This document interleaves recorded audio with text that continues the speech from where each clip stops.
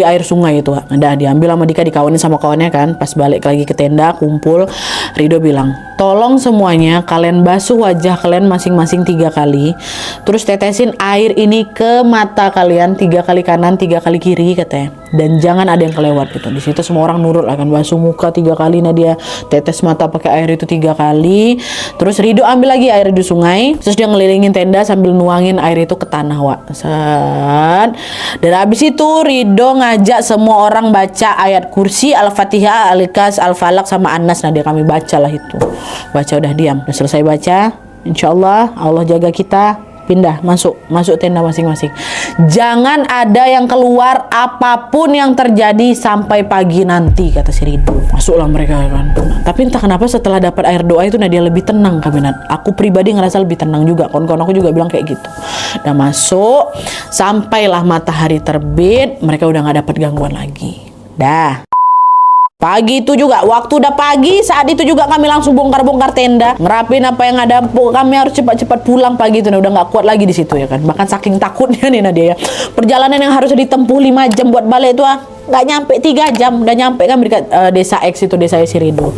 Dan mereka pun mampir dulu nih ya, udah nyampe di desa, mampir dulu mau ke rumahnya Rido ya kan. Tapi baru aja mereka pas di halaman rumah Pak Wahyu, bapaknya Rido, langsung berhenti, stop, diam di situ, jangan ada yang masuk rumah aku.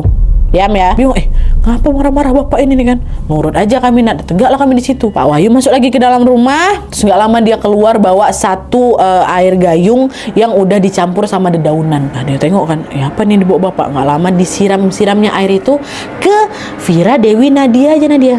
Terus kami nggak tas gitu kan. Pingsan langsung mereka bertiga. Ngapa nih? Kami nggak paham Nat, kenapa Pak Wahyu ngelakuin itu ya kan? Nah barulah setelah si Vira, Dewi sama Nadia dibawa masuk rumah, baru tersadar itu mereka bertiga. Nah disitulah Pak Wahyu bilang, mereka bertiga tadi dirasukin sama arwah 3 wanita penunggu sungai, katanya.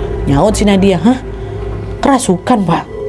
Saya kerasukan? Oh pantes Pak, tadi tuh saya ngerasa saya memang masih tidur di tenda sih. Terus bangun-bangun saya udah di sini. Si Dewi sama Vira nyaut, nah sama weh, aku juga ngerasa kayak tadi aku masih di tenda lah. Mereka bertiga ngerasa mereka tuh terakhir kali di tenda gitu. Mereka nggak ngeh tuh, mereka jalan pulang nggak ngeh bertiga ini. Pak Wahyu langsung bilang, dah sekarang kalian udah aman kok. Yang lain juga udah aman karena kalian udah nggak ada lagi yang ngikutin katanya. Jadi artinya Nat, selama kami turun itu, entahlah sukma, entah jiwa, entah apanya si Vira, Dewi sama Nadia itu sebenarnya masih di tenda. Ditukar sama si 3 sosok penunggu sungai tadi tuh. Masuk ke diri mereka bertiga-tiga cewek. Untung Pak Wahyu itu ngeh. Sempat nggak ngeh, Nadia tuh bawa itu balik ke rumah ya kan. Nah habis Pak Wahyu bilang itu,